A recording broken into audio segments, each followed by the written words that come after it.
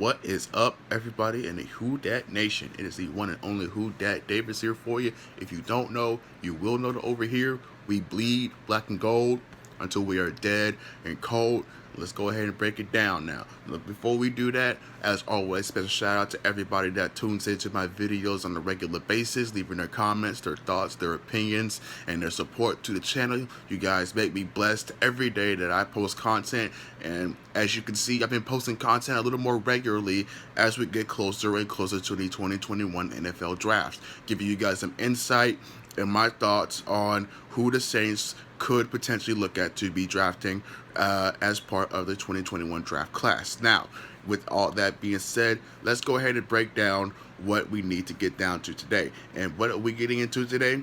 The tight end position. As you guys know, the Saints have cut Jared Cook and Josh Hill, the long-standing undrafted tight end for the Saints, one of the best blocking tight ends in the league, very underrated. He signed with the Detroit Lions. He reunites with Dan Campbell. Dan Campbell is always one of his favorite players as a former tight end coach, obviously. So good on Josh Hill to get the opportunity over there. Good on Dan Campbell to bring in somebody who he can trust with absolute certainty. And Jared Cook, he signed with the Los Angeles Chargers. That is to replace Hunter Henry. Now, with this position, tight end is a little tricky. I've advocated for a while that the Saints could look into free agency to sign a veteran tight end to pair up with the new TE1 Adam Big Fish Troutman. But I never thought to consider, what if the Saints are actually gearing up to make a push for a tight end in the draft? You know, get younger at the position, right?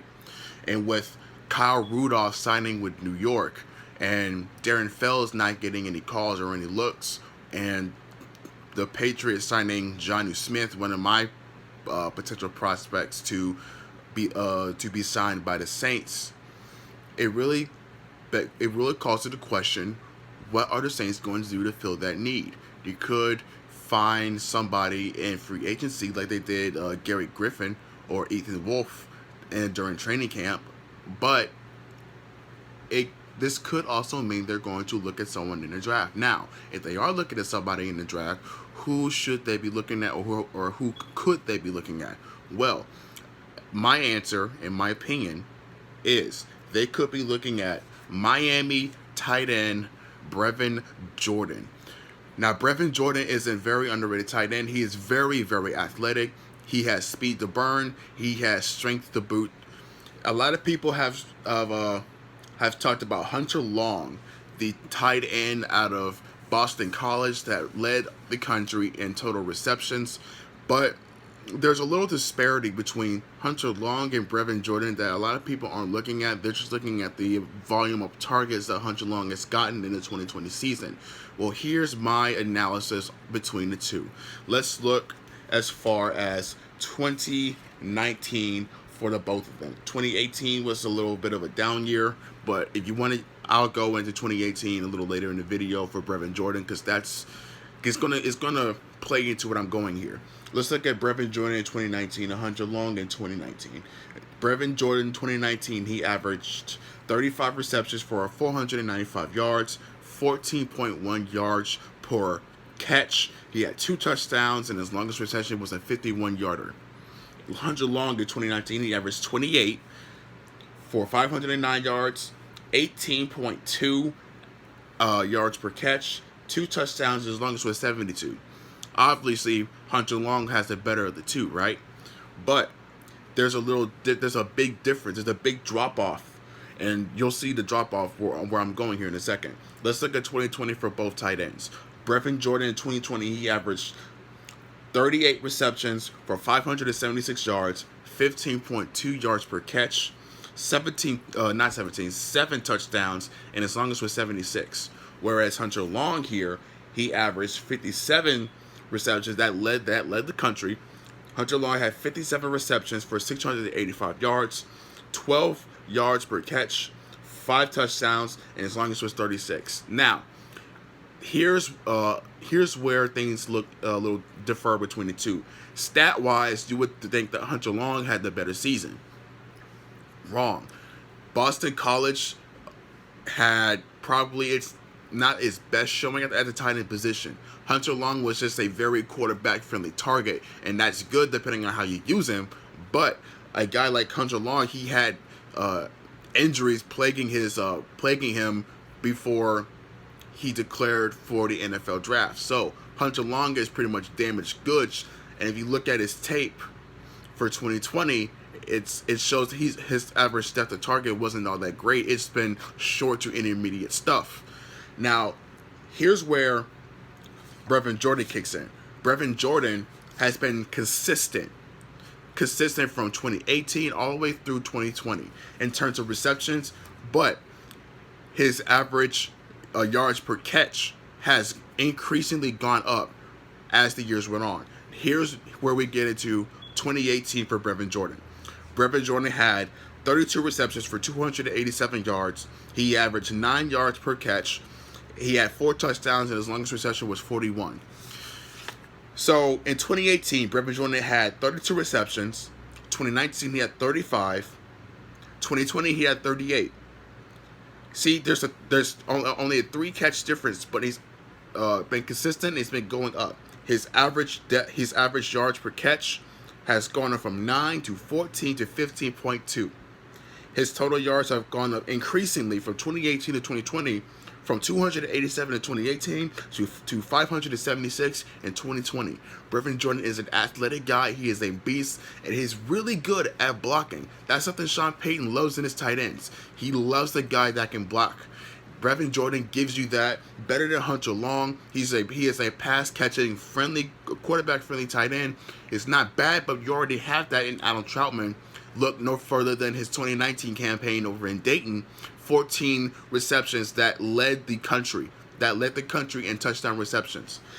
So overall, Brevin Jordan is your guy. I believe Brevin Jordan is the guy the Saints could be looking at drafting either in the second round. It's an aggressive move, but it could happen either in the second round or most assuredly in the third round after they get their corner for the future, whether that be Greg Newsome or Asante Samuel Jr. I do believe they're going to make a push for him in the third round like they did for Adam Troutman in the 2019 draft when they gave up the rest of their draft picks. If you can shore up your linebacker spot, your corner spot, and your tight end spot, you don't need anything else. And that was their similar philosophy in last year's draft when they gave up the rest of what they had to get Adam Troutman. Now, overall, I love Brevin Jordan. Some of his tape on during his time in Miami, he is, like I said, he is fast.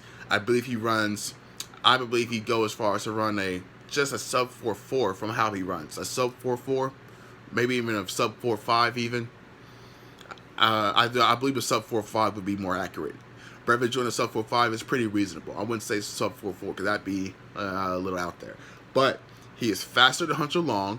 I believe Hunter Long runs a sub 4.6 or even a sub 4.7. He is a very pass-catching friendly tight end.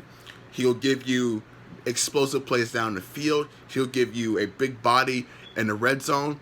He'll give you blocking to shore up, runs for Alvin Kamara or Latavius Murray or even Tony Jones Jr., who's been working out with Jameis Winston in this past offseason along with Marquez Callaway.